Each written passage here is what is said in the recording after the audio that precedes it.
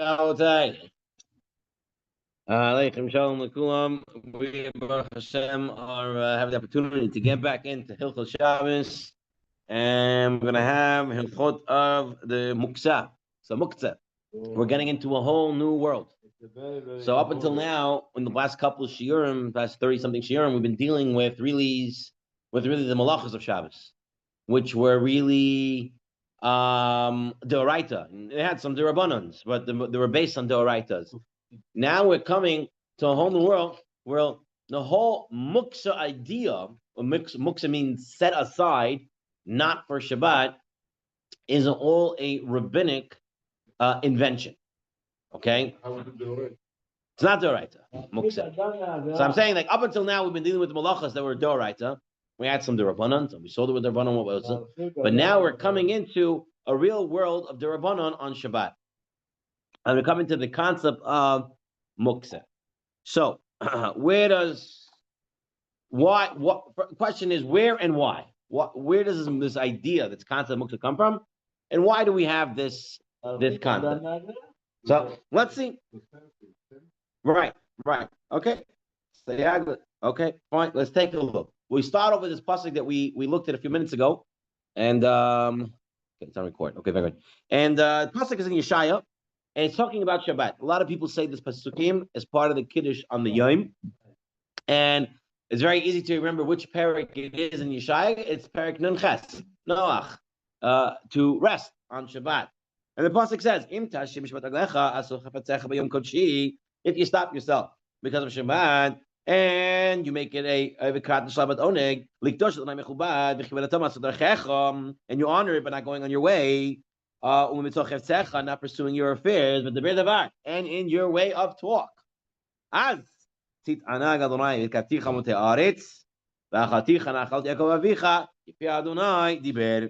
you will delight with the Lord, and He will cause you to ride on high places, and I'll give you to eat the heritage of Yaakov, your father, from the mouth of the Lord has spoken.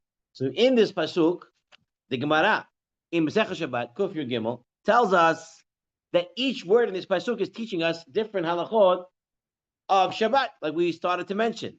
What's this? That tells you what? That your clothing Shabbat should not be the clothing of the weekday. All right, this is the concept of Shabbos clothing, Shabbos shoes, Shabbos shirt, Shabbos tie. Okay, they should be different clothing. It shouldn't be the same clothing you wear during the week. From the word you should honor it.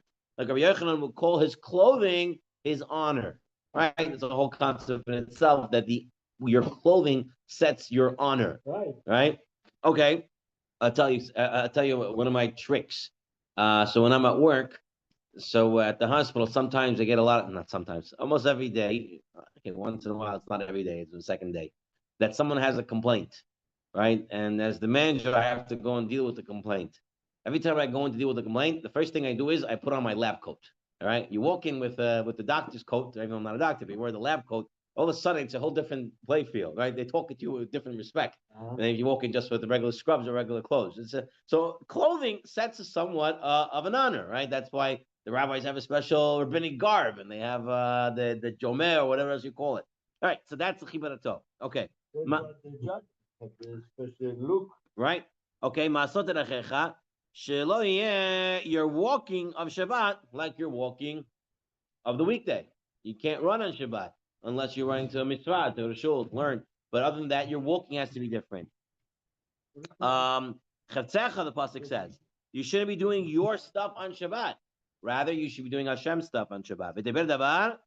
That you're talking on Shabbat cannot be like you're talking on the weekday. Talking on Shabbat has to be, and that's where we were looking at the song of the Ibn Ezra, which is Kiyesh Min Shabbat, where he says over there, Asal Ladaber this, Asal Ladaber politics, Asal Ladaber business, Asal Ladaber these things. All right, he's telling you what's Asar, because those are weekday conversations. And what you're doing on Shabbat, you're learning Torah, and that's going to make you wise and smart. Okay, the idea still exists. We're going to get into that, Bezat Hashem, about what you can speak and what you're not in the future. But the pasuk.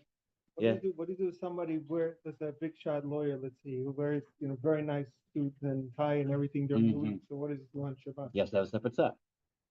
Have a separate set. separate, even Yeah. if it's not necessarily better. Doesn't have to be better. He has to look good. That's it. Yeah, he has to have a separate set. That's for sure.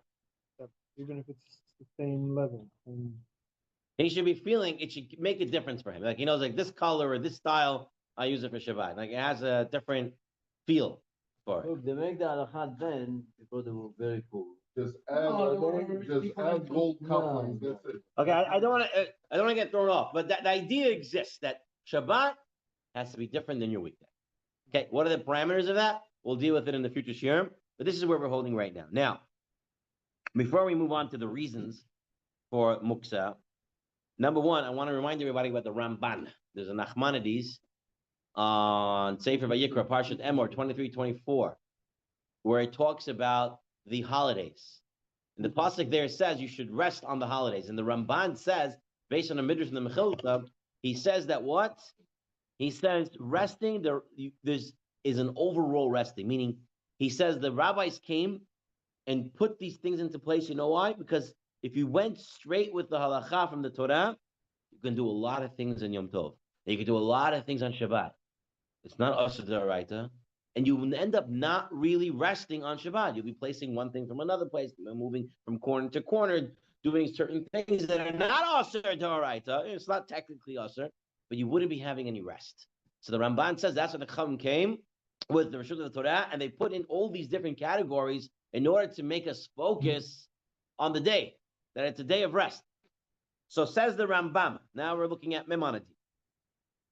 Asur Chachamim v'taltal miktas devarim, for moving certain things on Shabbat, keder she'oiseh b'chol, like the way he would do it on a weekday. Now, interestingly, again, you're going to see over and over when it comes to Muktzeh, a lot of times the issue of Muktzeh is to carry the Muktzeh, to move the Muktzeh, to push the Muktzeh, to make it move, but not necessarily just to touch the Muktzeh. All right, so that's the first thing in the Rambam. And he says, why did Chachamim make this Isser for moving these items on Shabbat? They said, now that we had Yeshaya, that he says, you shouldn't walk on Shabbat like you walk on the weekday. And your talk on Shabbat should not be the talk on the weekday.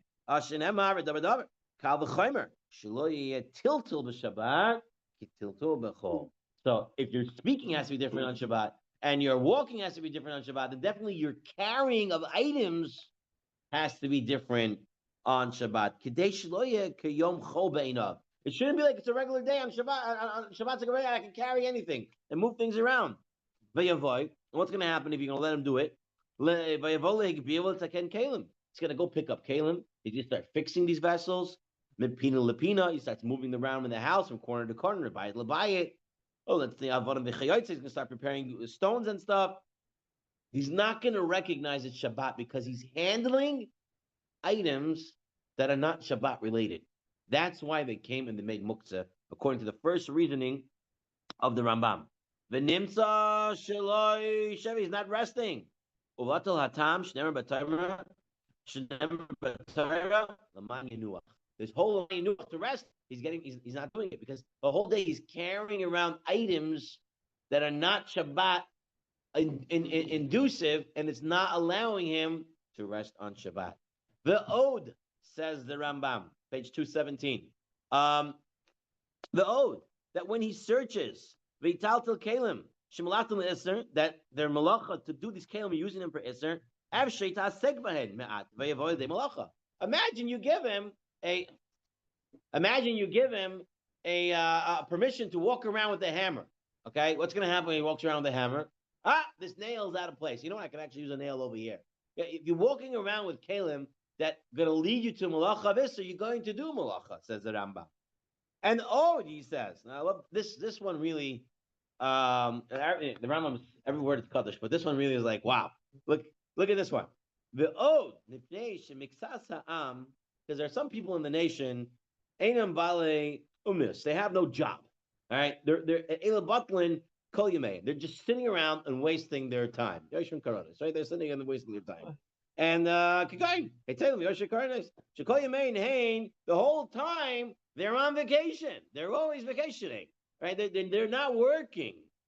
Now, in the time before there was electricity, right? So there was no electrical problems to use on I'm Shabbat. not going to see the difference between Shabbat Right. and Then we hear mutter lahalach, and to carry things kasher yamim nimsa shaloi is not going to be any resting. That's going to be nicker. That's going to be recognizable because every day they're not going to work, and every day they're touching this and they're touching that.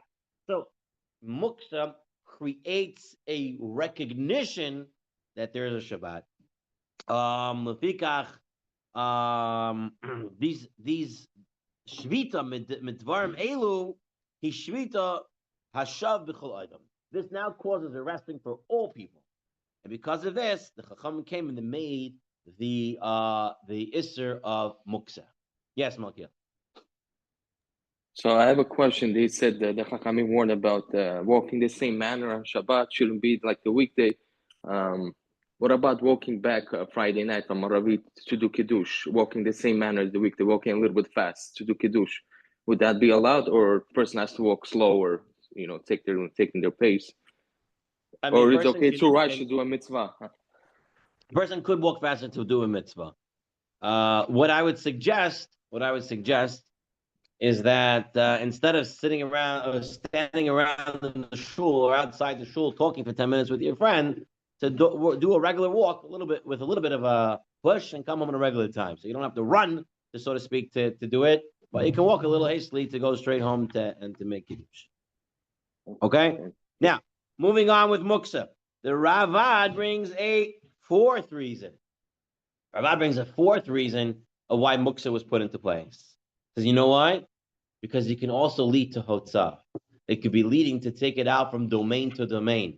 From one Rishus to another Rishus, and you're going to come to do Hotzah on Shabbat. You're going to be allowed to carry these items. So here you go. In the summary, on the bottom of page 217, 4 reasons of why Muktzeh was created by the Chachamim. The Rambam, reason number 1, so that Shabbat should not be a weekday. Okay, reason number 2, that you don't want to carry around a tool that might lead you to do malacha with. Number 3, so it should be a noticeable change that it's Shabbat for everyone. And number 4, from the Ravan, to prevent us from doing Hotza'ah of carrying from one domain to another domain. Okay, now we're going to look at page 218. What does that mean? I mean, there's certain things that are nothing related to malacha, and you touch those, you're not going to carrying is the issue. Are you going to? You're not carrying. You can touch food. You're not worried that you're going to carry food. So why is he saying that these items will be a problem of Hotza'ah versus items that are okay to use? Why we don't say that's not going to be the problem of Hotza'ah? While food you don't really take out. Right. Right. So they were pretty serious about that. Right. Rabbi Victor Miller's famous line with the guy who was eating in the middle of the street. You heard that? You never heard it? I don't know if it's an appropriate place, but he said to him, the hydrant's over there. You can use it to urinate. Right? Okay. So so Mary Lavi saying correct that the food wouldn't leave the house. So these items were more stuff that you would take out and you take your hammer and go to the backyard or whatever it was. So maybe that's it. But that's a good question. Why is he focused on that? All right, regardless. Now, page 218. The Bet Yosef categorizes six types of Muktzeh. 6 types of Muktzeh. Okay? Harishon. This is a keli shehu Muktzeh machmas chisaron kis. This is Muktzeh because it's a keli that you're worried about due to monetary loss. It's a keli you only use for its specific intention, and it's expensive. You don't want it to use for anything else, and you're worried it's going to get ruined. Example he brings is a knife for shchita. Example that they bring nowadays is like a fancy painting or a camera, a special camera that you use. iPhone, you can use it for other things, like an alarm clock. Right. Fancy painting. But that's not even Isser involved. It doesn't have to be Isser involved. Has to be machmat chisron kiss. Not because of Isser. That's a different type of muktzah. Muktzah machmat and Isser, which is not actually on his list. Okay. The second one is this we're going to be dealing with today. A kli shemalachta le'Isser. A kli whose work is usually done for Isser. We'll have to define what usually means, how much. For regular days. A hammer, For home. a scissor, a pen. Okay. Right. Right. So that's a keli. That's a classic kli shemalachta le'Isser, and that's what we're going to deal with mostly today. The third one he brings over here is kol davar she'enu keli v'loy machal adam v'loy machal behema. Anything that is not really usable. It's not food. It's not a keli. Right? What are these? Stones, money, reed, wood, stuff that you have no use for them on Shabbat. Right? We're not talking about that you designated them before Shabbat as a paperweight or something like that. Standard things are around. There are muktzeh, and this is known as muktzeh machmas gufo because of itself. All right, it in itself is no use for Shabbat, therefore it's asur. The fourth one is a kli shemalachta leheter, and on top of it is something that is asur to move. All right, this is called the basis l'davar asur. Okay, so you have a chair, and on top of the chair is something you're not allowed to move on Shabbat, such as a barrel that has a stone on it or a pillow that has money on it. So something that's muktzeh machmas gufo is on top of something that's mutter, you're not allowed to move that now. It's a basis l'davar asur. Okay. The fifth one is something that's mechuber, that's during Bran Rosh is mechuber to karka. It's attached to the ground or something lacking trapping. And the shishi, the sixth one, which is a very different type of muktzeh, it's muktzeh machmatz mitzvasai. This is like the decorations of the sukkah. Okay, so these are different categories that the Bet Yosef lists as types of muktzeh. So we're now going to start, before we start the muktzeh of kli shemalachta le'Isser, when did the gezerah of muktzeh come into place? When did the Rabbanim put them in? So one of the earliest sources that we have is a Masechet Shabbat Daf Lamed Amud Bet. It tells us as follows. You know the famous story David HaMelech knew, he found out he's going to die on Shabbat. So what do? He would learn all Shabbat. One day, one Shabbat, what happened?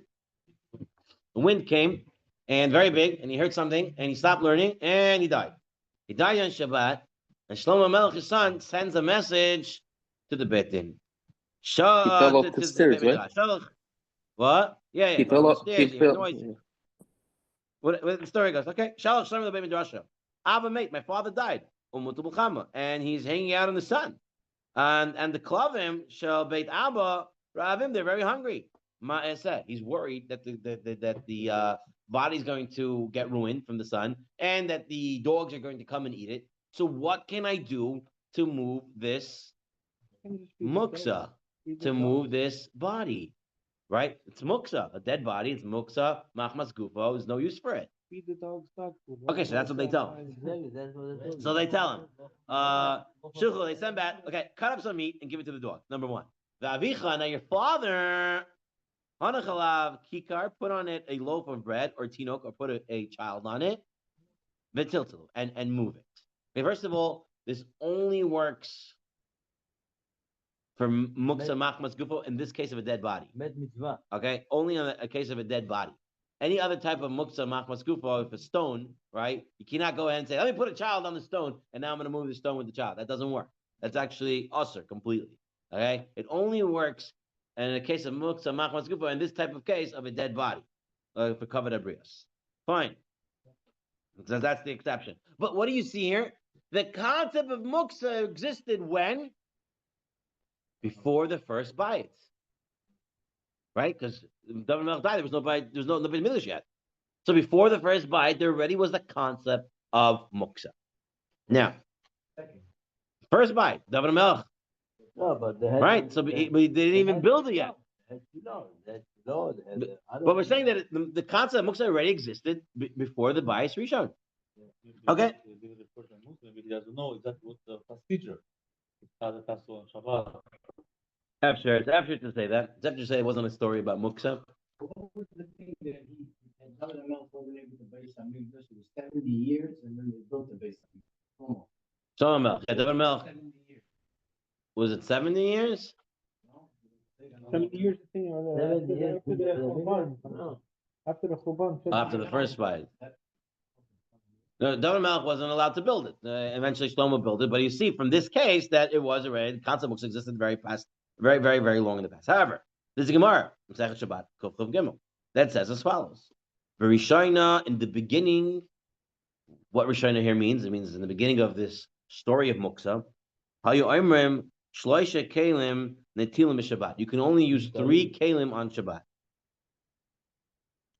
What is it? You can move a knife for cutting the figs. You can use a spoon and a fork to clean out the pot, and a small knife that is on the table.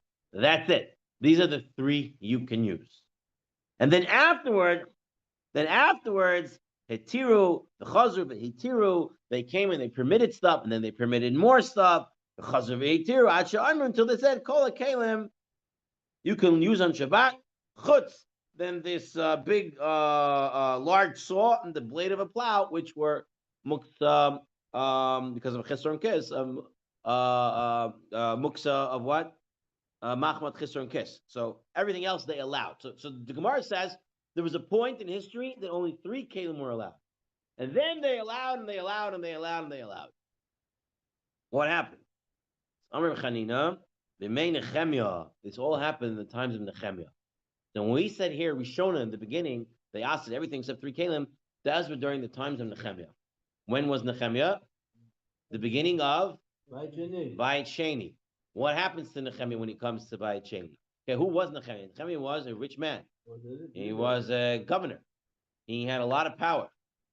And he persuaded the Persian kingdom of the time, was King Cyrus, right? Koresh, to send him with police power. That was when Nehemiah came to Eretz Yisrael. He came with police power. Because up until then, there were people there. Ezra was already there. Zerubbabel was there. There were people that were there, but there was no police power. And the Goyim in the area, and the Samaritans, and all the people caused issues for the Jews. And there was no way to enforce anything. And people on Shabbat did whatever they wanted. They were making grape juice, wine on Shabbat. They were doing real malachos on Shabbat. And the Beis Hamikdash was in shambles. It was terrible. And Nehemiah, the greatest of Nehemiah was that he came with police power. It was big Tamachach and everything else also, but he came with police power. And he was able to tell people, you can't do this, you can't do that, you can't do this, and he was able to enforce it. Okay? So when Nehemiah comes up, you see people in Kal Shabbat, put the Gzeira in place. Everything is Muktzeh except these 3 things. Eventually, when people started to keep the Gzeira, and they started to keep Shabbat properly, then Hetiru, Chazru, Hetiru, they allowed. What? So what do we see? That there was a time to Shlomo Melech, David Melech. Then apparently during Nehemiah's times it got very bad, and Muktzeh was very, very powerful. And then we brought it back down. Shulchan Aruch Harav tells us that it was forbidden to move on an object on Shabbat, even in the days of David and Shlomo. And he says, or maybe, even maybe before that. In fact, the Aruch HaShulchan, on page 220, source 9, the Aruch HaShulchan says that, you know what? Really, Muktzeh came at Har Sinai. The Rabbanan already put it into place when we got the Torah. Right away, the Rabbanan came and said there's an issue of Muktzeh. So according to Aruch HaShulchan, it's from the beginning, not just David and Shlomo's time, but rather all the way from the beginning. So anyway, the Kitzur Ma said that what? Muktzeh is a long-standing rabbinic prohibition. It's not something new. And it has gone through somewhat of an evolution, where it was at one point what we have today. Then it went during times of Nehemiah to full blast. Everything was Muktzeh. And then when people started to behave, they allowed things and it went back to the way we have it today. Fine. Now, how much did they matir and what did they matir? What did they permit? So, the Gemara in Masechet Shabbat says, Mahi tiru b'chazav tiru. What does it mean they permitted and they permitted and they permitted? What did they permit it? So, Machlokes, Abaya, Rava. And this is not one of the cases where we go like Abaya. So the halacha is going to be like Rav. So let's take a look. Rabaya, hitiru davar shemalachta leheta l'tzarach gufay. They allowed you to move something that you can use on Shabbat for its sake. And they allow you to move something that you're allowed to use on Shabbat just for the place, even if you're not using it. Okay? And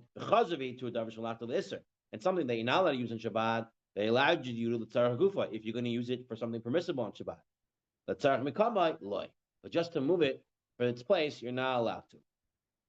And still be ado achas. All you can do with one hand. Stay up, but if you have to use it with two hands, then you can't move it.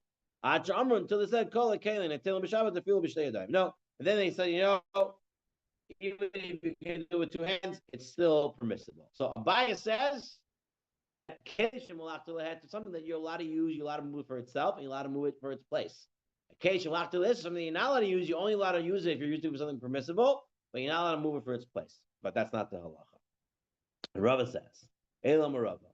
Hitiru davar shemalachta leheter right away. Davar shemalachta leheter, something that's permissible that you could use on Shabbat, not an iser. Ben tzarich gufoy, ben tzarich l'mkomoy, chazav hitiru machmas mechama l'tzal. And then they allowed even to move something that's heter to protect it. Okay, something that you're allowed to move on Shabbat. Okay, you're allowed to move a chair, right? It's a keli shemalachta leheter, it's a chair. Right? And it's outside in the rain. Obviously, there's an air or whatever it is, and you want to bring it inside. You have no other reason to use it. You're not going to sit on it or anything else. You're allowed to go outside and bring it inside to protect it. Not a problem. The chazir behitru, and they allowed you to do something that's usher for itself when you're using it in a permissible way. What is that? That's a hammer to open a walnut. And you're even allowed to move it to use its spot. Okay? So the hammer is on the table, and I want to set the table for Shabbat. I can move, or on the chair, I can take it and move it. No problem. Okay? But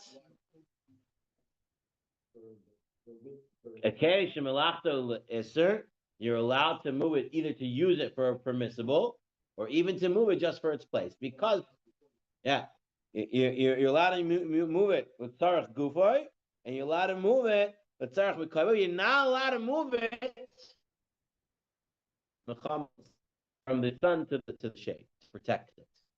Okay, so if you have a hammer and it's outside and it's going to get ruined in the rain, you're not allowed to pick it up and bring it inside because it's a keli shemalachta le'iser.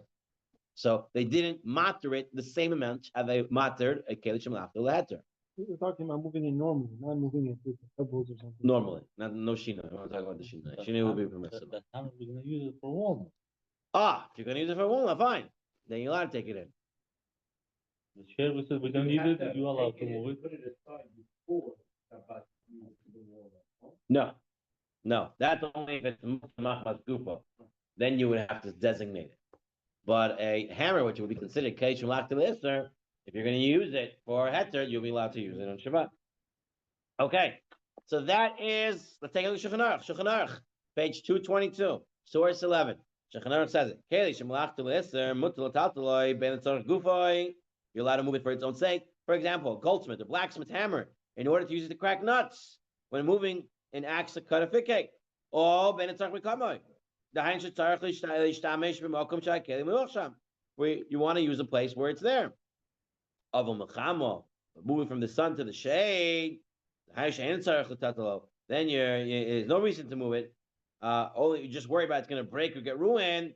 Then it's going to be aser. Okay, so here is the halacha. Keli shemalachta le'iser. Keli that's usually used for iser. We'll define that in a minute. You're only allowed to move it if you're going to move it for using it. I'm picking up the hammer to crack a walnut. I'm picking up the hammer because I need that spot. That's mutar. You're allowed to do that. You don't have to stipulate anything. Right now, I need something to break a walnut, I go take my hand. That's right. Okay? That is 100% right. Okay. That's what's considered a kli shemelachtoi le'isser. Now we have to define what quick is question. a kli shemalach le'isser. Yes, what's the question? Let's say there's scissors. We don't need a space or anything like that. It's just dangerous to have it on the floor or on the chair. And it's okay to just put it back where it was. So that's going to be considered tzarech mekameh. No, we don't need the place. It's just dangerous. We don't want it there. We That's don't still really need considered tzarech mekameh. Oh, it is. Okay, thank you. Yeah, because you do not want it to be there. Yeah, it's So you dangerous. need it not to be there, right? So it's still Right. tzarech mekameh. You need it not to be there. It's dangerous for the kids and stuff like that. So you would be allowed to pick it up and move it. Okay? But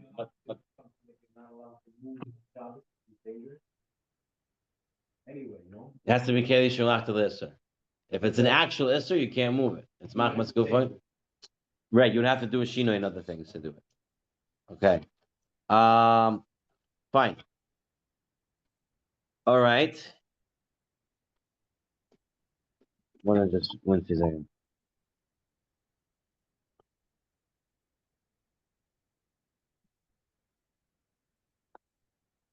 Okay. One may move it kli shalach to isser if it's in one's way or is blocking access to getting to a permitted object. So if it's in your way, you're allowed to move it.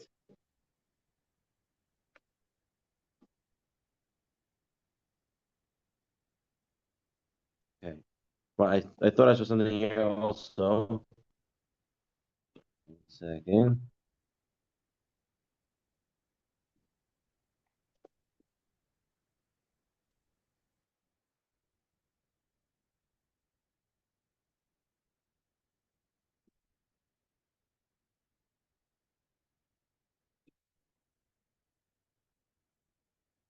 Give me 1 second, okay?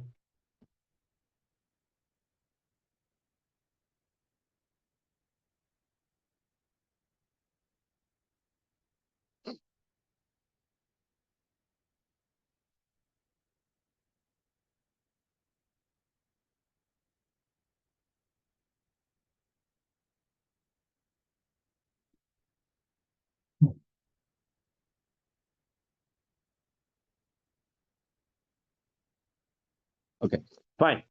Now, what is the definition of a kli shemelachto le'isser? How do you define a keli that's shemelachto is used for isser? That we're saying that you're allowed to use it. If you're going to use it for the right thing or for its makom, you're allowed to move it. Shemelachto le'isser says the Mishnah Berurah.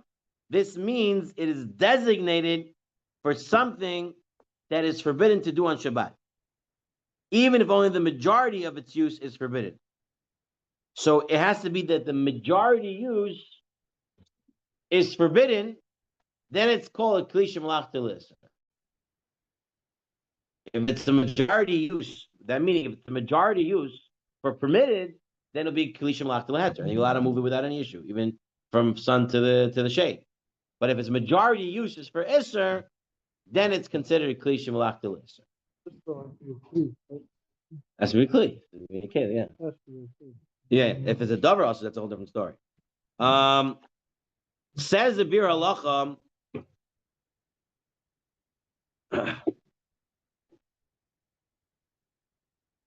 Says the Bir Halacha, if the utensil is normally used for both types, and it's merely used for forbidden activities more, how do we know that it's a kli shemelach le'isser? Maybe it's a kli shemelach le'heter. Says the Mishnah Berurah. This whole time he's saying like this. He's saying, why does the majority usage make it a kli shemelach le'isser? Even if I'm a majority using it to bang nails, but maybe I really like to use it to crack walnuts. Maybe that's why I have it around. Even though the fact I'm using a majority, maybe I usually have it around just for cracking walnuts. Why does the majority usage make it kli shemelach le'isser, and not only what I have intention as well? Majority of people or majority of yourself? That's a good question. That's a good question, right? Do you always look at the people, or you look at the person? Just I wanted to so here he brings down the Magen Avraham, and the Mishnah Berurah brings the Magen Avraham, and then he brings his own idea of what he wants to do.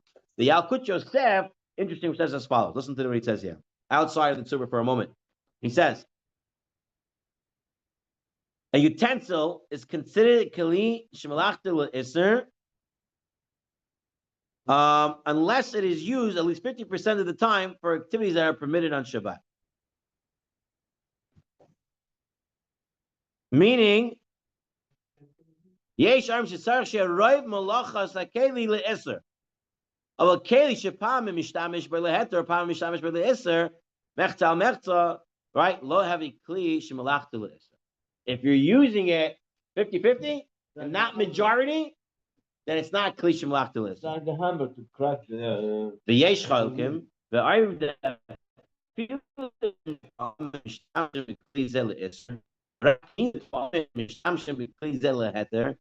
Eino nichshav kemuktzeh machmas shemalachta le'isr. Umuter l'tatlo b'shabbos afilu min hacham l'tzal v'chein iker l'dina. So he says, like the Mishnah Berurah, the Biur Halacha, that what? It's not rove usage, but rather where my intention with this thing is. My intention is to use it for heter, even though I'm using it more for iser, it's kli shemalachta le'heter. Okay, that's what the Alkut Yosef Paskins over here. Yeah. Yep. It becomes a kli shemalachta le'heter. Your intention when? Before Shabbat? When? My intention in that usage of that item. You first bought it? Always, when I'm using it. I'm having it. I'm using it.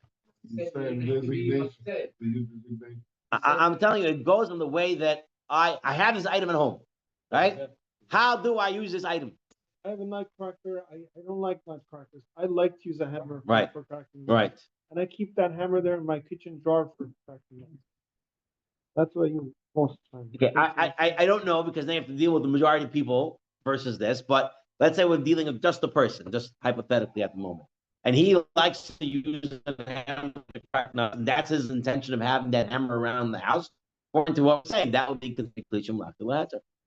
Now, but we might have to deal with the rest of the world, which doesn't see it that way, right? Because of the rove way of using a hammer is to put it in the left list. Last week when I opened the beer, I went looking for something to open and I found scissors. And I had to keep next to it. And you see, this scissors, even though it's technician not only so, I am using it on Shabbat because I'm doing it for myself. Right. To open the beer, and I'm purposely taking something Muktzeh. It's not, even though it's Muktzeh in a general sense, but I'm using it for opening the beer. Yeah, that's exactly it. That's a kli shemalachta le'isr. You're allowed to use it for a permissible usage. Okay, what else is considered a kli shemalachta le'isr? Meaning, is it has to be an issur d'oraita, or it could be either an issur d'rabbanan? So the Biur Halacha says, even if the prohibition involved is rabbinic, it also that's considered kli shemalachta le'isr. We have the same dinim for Muktzeh, even if the issur is d'rabbanan. What about? Meaning, it's not an issur d'oraisa to what you're doing with this keli. It's not boina. It's not saiter. It's some rabbinic. I don't have an example, but if it's just the rabbanan, maybe he brings an example. 1 second. No, he's saying even if it's the rabbanan, it's still considered kli shemalachta le'isr. It's kli, meaning that you might think it's the rabbanan, it shouldn't be considered kli shemalachta le'isr. It is, even when it's the rabbanan, it's also kli shemalachta le'isr. 1 second, let me see if he brings an example in the Alkut Yosef.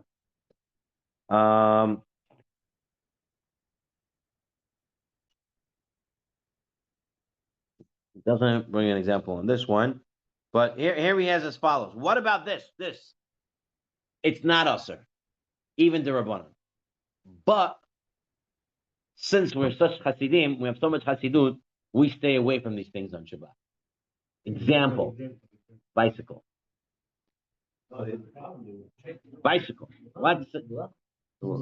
According to the Iker Hadin, you're allowed to use a bicycle on Shabbat. I hear you. Iker Hadin, bicycle would be okay on Shabbat. Scooter, fine. Als Chasidus, we stay away from bicycle. Does that now become a kli shemalachta le'isr? Because of our extra strictencies, we don't use it. So is it now considered kli shemalachta le'isr? So take a look at the Alkut Yosef.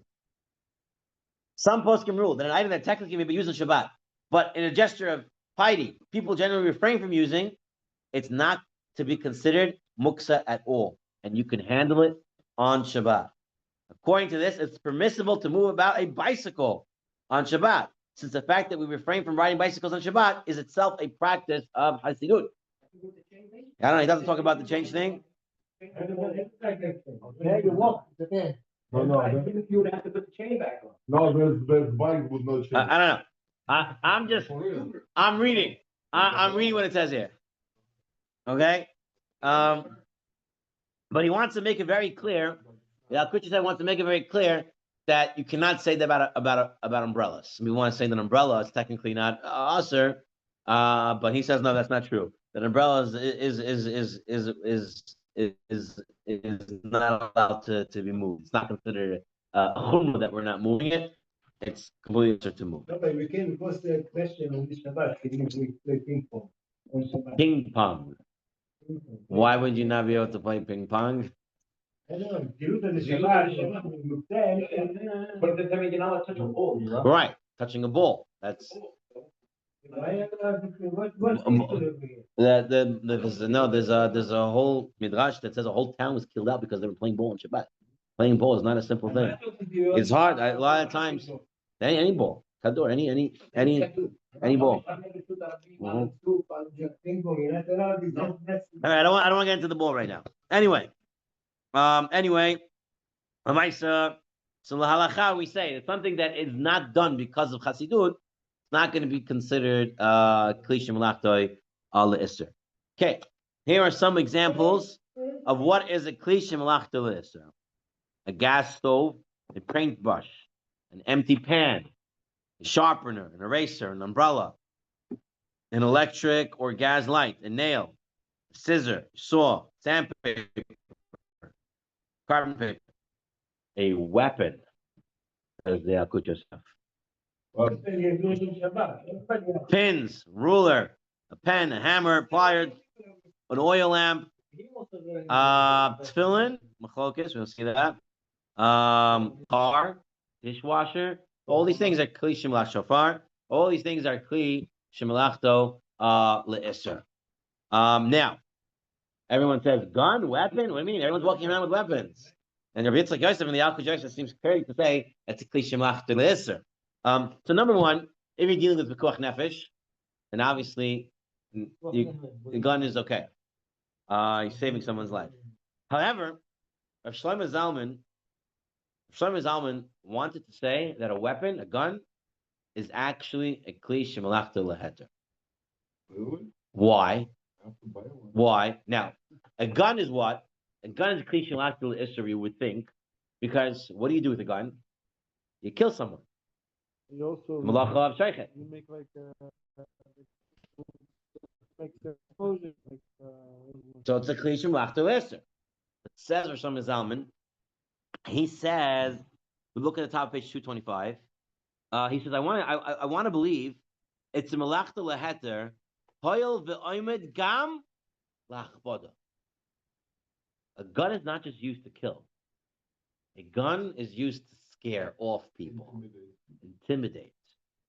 You know, the guy's walking around with the gun, someone's going to think twice before they do something.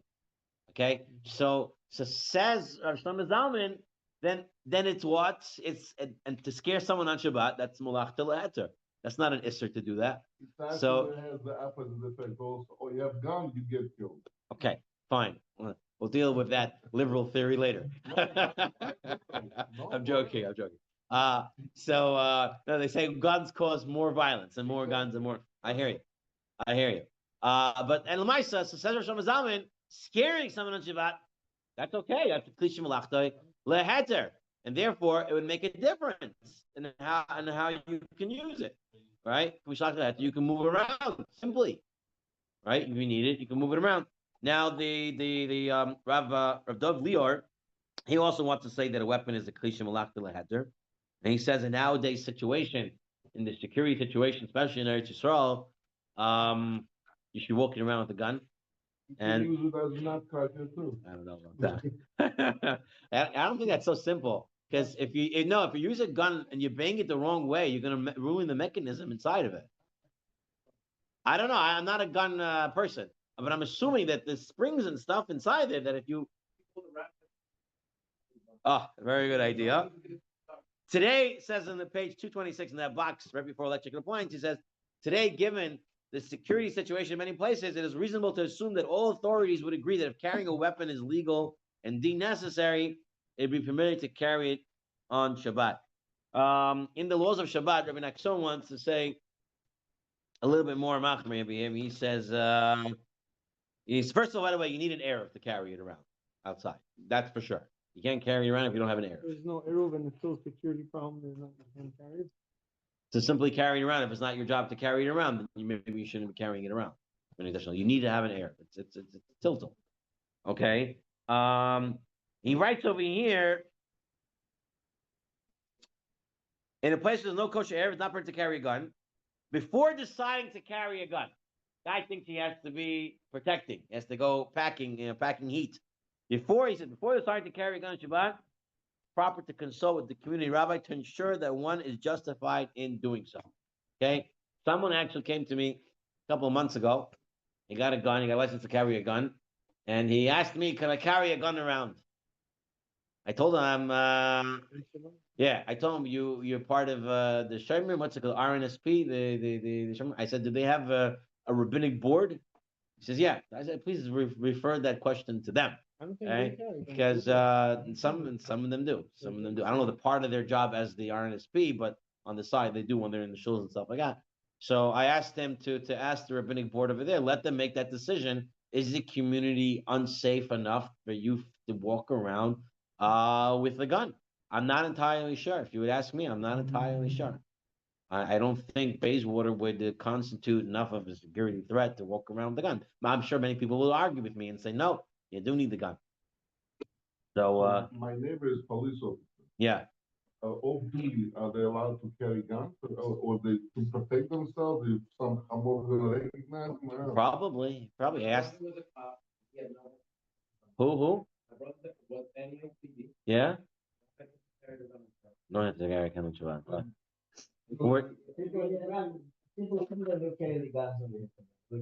Where does he live? Oh, wow. I know how to, wow. I would side with that. And I would side with that because I really don't feel that the situation in New York, and especially in our Jewish areas that we're living, are in that extreme case that it's so like scary that you have this scary situation to be matzah to walking around the gun, especially if we hold the Chachamitz Yosef that says it's Klishim Lachtu L'Isr. Live in the eastern neighborhood of Yerushalayim. Right. So if you live in Israel, the scary situation is all different there. What about handcuffs? Now, yeah. So it's you have to look at the time and the place that a person is in to make that situation. Again, I'm not going to call these shots, right? Shots. I'm going to let people who are more familiar with these situations and the halachot to deal with So in Farag, you allowed? In 5 towns, you don't. I would say both places. You don't need. Anything ever happened to anybody here? Come on, the truth. But forget about Mount Avenue and Redford. Did anything ever happen here? No. I don't think that's. Everybody was probably broken. And you know what? Like Gabriel said before, having a gun in such a situation with regard to Germany, that's just going to cause more violence and more issues. It's Better not. Better not. Okay, I don't want to get into the politics of it all and the psychology of it all, but that's the halacha l'maisa. Okay, Rabbatai. Now let's move on a little quicker over here. What about electrical appliances? What does this mean? For example, I have a fan plugged in, standing fan or turning fan. I have a fan plugged in. Can I on Shabbat move this fan? I don't want it to go on me. I want it to go on me. I want it to go this way. I want it to go that way. I need the place where the fan is standing. In all these situations, can I move the fan or not? So what is the din of a fan? What? Chesron kes or machmas gufay? Let's take a look.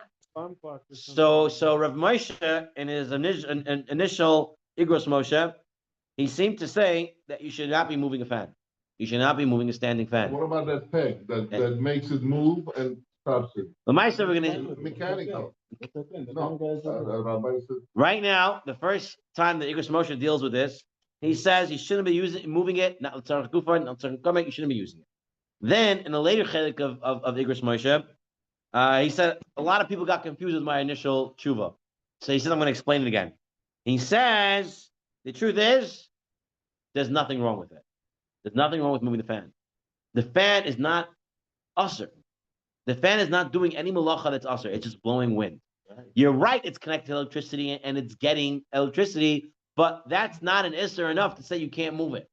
Therefore, he says you could move it. You could move the fan around. Okay? And the Yechavedat also goes through a whole tshuva over here about hearing aids, but he comes out with the same idea that you would be allowed to move it.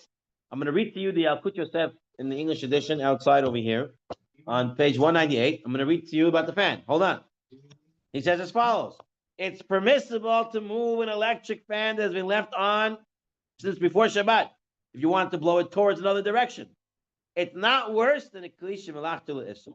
And therefore it can be moved l'tzarech gufoy or l'tzarech mekamai. Redirect the wind.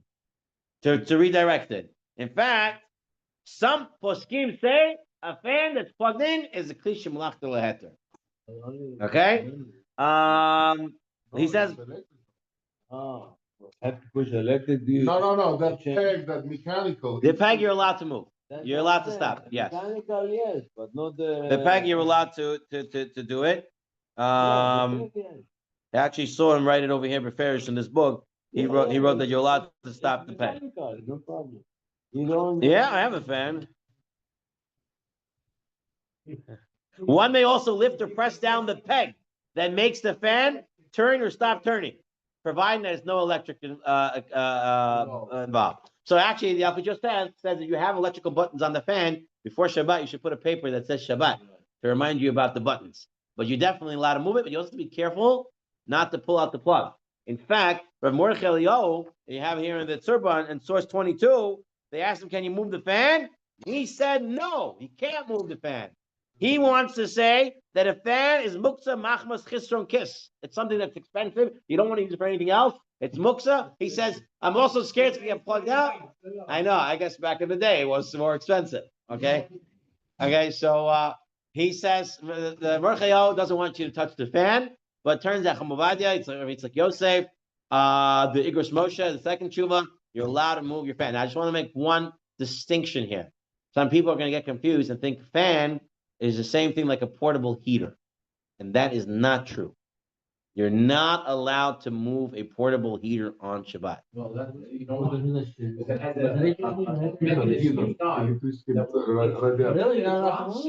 So let me read to you what he writes over here about a heater.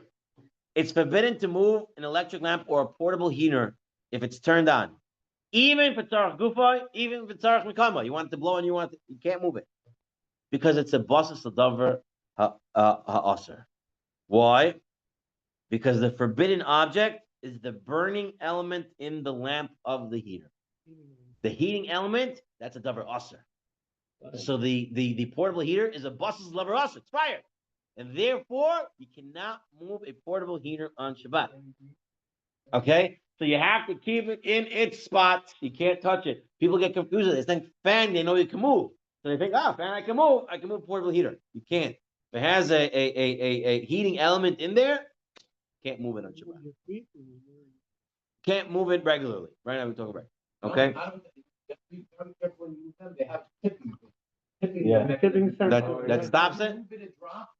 A drop. Like when you put it on a drop of an angle, even on a 10-degree angle, by mistake you move to the drop, it shuts off. Right. Don't turn it back on when you make it straight. So you're shutting it off and turning it on. Right. So when it comes to portable heaters, don't move them on Shabbat.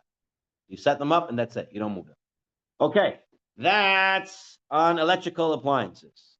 Now we have a few minutes. Let's see if we can deal with some more cases. What about, I have a walnut opener. I have the nutcracker. Okay. I have to go back like 20 years to remember when I used to see that, especially on Pesach. We would have it for the walnuts. Now everything you buy shelled, you don't see these things around. Okay, so you have it, but I want to use my hammer. I like my hammer more. But I have a kli shemalachta leheter. I have a kli shemalachta leheter I have a kli shemalachta that I can use, but I want to use my hammer, which is the kli shemalachta l'isser. Can I go ahead and skip over my kli shemalachta leheter and use my kli shemalachta leisser? No, why not? Maybe it's broken and then. Okay, so there's a Gemara. There's a Gemara that talks about on Shabbat when Karban Pesach had to be brought on Shabbat, they would flay the skin. And how would you flay the skin of the Karban? Take off the skin, right? They usually would use poles. Two people would have the poles in between them, and they would take the skin off the animal. On Shabbat, they said they don't use the poles. You just put it on the person directly. Two people would pull the animal on themselves directly without the poles. So why didn't you use the poles? So some want to say you want to use the poles. You know why? Because you can do it without the poles. If you can do it without the poles, it's a kli shalachta le'isser, but I have a purpose for it, right? No, because you can do without it, you can't use it. Now, even though the rabbi who brings this, the Rabbi Elazar who brings this, we don't paskin like him. However, the Mishnah Berurah, they bring this out of the halacha. They say halacha.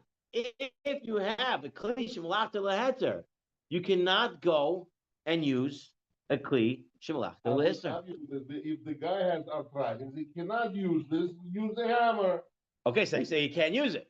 But if you could use it, He can use you it, shouldn't be allowed to use kli shemalachta It's leheter. painful. That's the Shar Tzion, that's the Mishnah Berurah. That's the way he paskins. Now, the Kitzot HaShulchan, Rabbi Chaim Naeh, he says, Iktiru. Baritiru, there is such a thing. Baritiru chachamim, then it's mutar. That's what I heard. he says, one second, it's not comparable. He says, you know why? Because they're not using kli shemalachta leheter. They're not using any kli. It's either kli shemalachta leisser or just yourself. But in a case where you have to use a utensil, a keli, a kli, you can use any kli. Whether it's kli shalachta leheter or kli shalachta leisser. It doesn't make a difference. If you have to use a kli, then you can use either kli. But if you don't have to use a kli, then maybe that's the case where you can't use it. So that's Rav Chaim Noam. And Chacham Ovadia and Chazon Ovadia, he writes that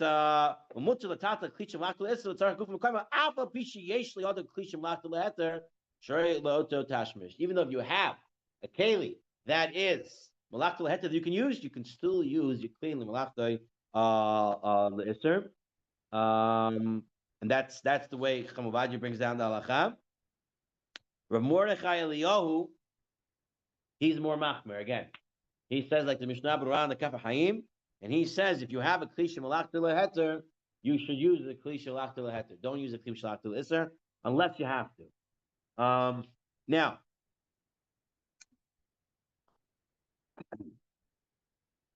there is something you can do. There's more than one thing you can do to move a kli shemalachta leisser in order to protect it. We said you can't move it to protect it, but there is stuff that you could do. In fact, the Yerushalmi, Magen Avraham brings a Yerushalmi that says you're allowed to move a keli shemalachta leisser. So you see your hammer outside, you really don't have any use for it, but you can make up a use for it. If it's going to get ruined. Right.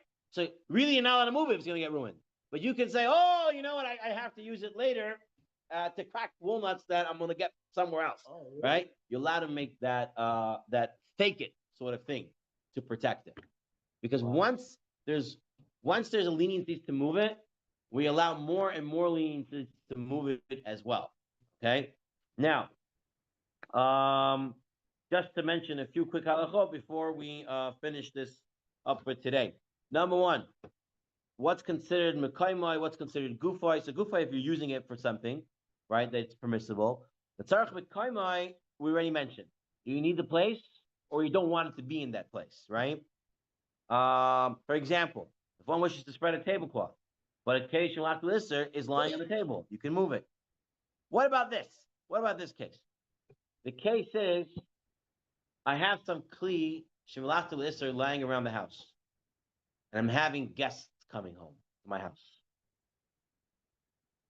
Is that considered What's the tzarech mekaymai, and I'm allowed to move it or not? So here he writes. Someone wishes to tidy up his house since guests are arriving and the items in the carriage is lying around. The fact that the house owner wishes the house to appear tidy is not grounds to permit moving those items. No, just to make it look neat is not considered tzarech mekaymai. Instead, he should move the muktzeh items in an unusual manner. Right? This is not doing a vishinoi. He's moving it to the side with an elbow. He can move with his foot. But cleaning up is not tzarech mekaymai. Tzarech mekaymai means I need this place, or I don't need it to be in this place for dangers and stuff like that. But stam to clean up is not considered tzarech mekaymai. I know it's like these. To clean up for a guest or clean up because you have OCD. Still also wouldn't be able. OCD, I get it. If I'm a guest, I need a It's you don't really need that spot. Yeah, it's back and forth. Like how do you when do you look at this and when do you look at it that way? Okay, Watai, this will be for this week. Is at the Shem. Next week we'll continue with the Klish Malachtoi list. We have Minyan.